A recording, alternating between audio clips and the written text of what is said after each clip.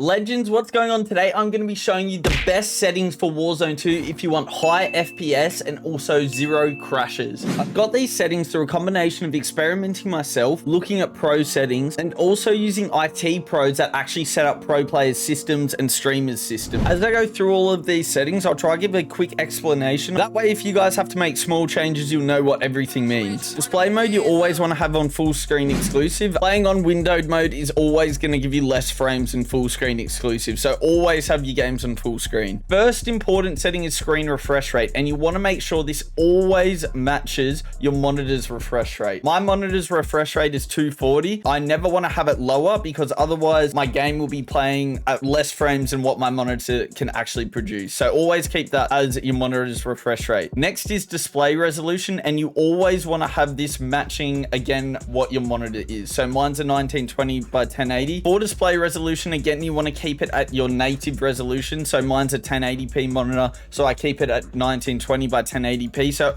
again, make sure that matches your monitor. The next really important tip is never use VSync. The purpose of VSync is to prevent screen tearing, but what it actually does is limit your frame rate to 60, and it also adds input lag. Input lag is the time it takes between pulling your trigger and the game to actually register your shot. So never ever use VSync. So next is custom frame rate limit, and we always want to set a frame rate limit. And the reason for this is if we don't set a frame rate limit and we just do unlimited, then our PC is just going to be trying to produce as many frames as possible in the game. It's going to be working really hard to produce unnecessary frames. So what we want to do is cap that at your monitor's refresh rate. Again, mine is 240, so I put it at 240. So there's going to be no extra work on the GPU or on the CPU. Whereas when we're in the menu though, again, another really important tip, you want to set the menu frame rate down to 60 or 30. Turn it way down, because I actually learned this from Cornell. Again, his links will be in the description. The reason you do this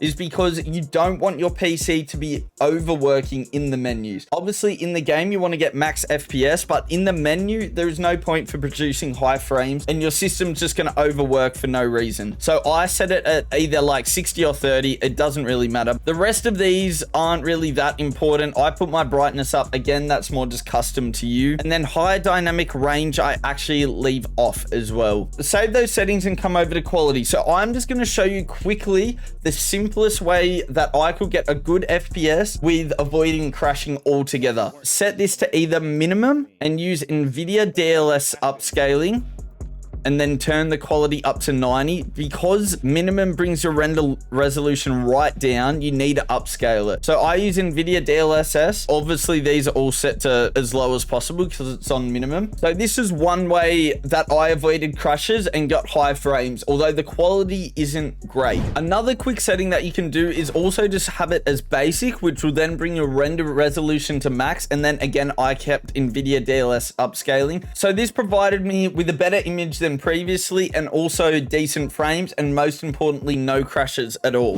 So my recommended settings to get a combination of quality and really high FPS is this. So I go to custom settings and I turn render resolution to 100. You really want to keep this at 100 all the time, otherwise this is going to impact your image massively. And then my upscaling, I use fidelity CAS right down the bottom, and I use 90 or 100. For anti-aliasing, I just like to keep this as default and low. Really, this is just how clear jagged lines are, so it's not actually that important. And then video memory scale, I like to keep as 90. Video memory scale just shows the percentage that Warzone 2 will use of the VRAM. You want to have this all the way up unless you're using lots of other applications at the same time, where you might want to turn it down to 85, but usually keep this as 90. Now onto a bunch of texture settings, where most of them have little to no impact on the game. So for texture resolution, this will have a big impact on your PC and also the quality. So you can experiment with this a little bit, but I prefer high frames, so I keep it at low, and most pros would do the same. Then you probably don't have to worry about putting these on high because it really does not have much of an impact. So I like to put these all pretty much low or very low if the option is there. So I'm going to keep going down and turn these all the way down until we get to streaming quality. So streaming quality, especially for big maps, this is something you want to keep on normal. And the reason being is that it will render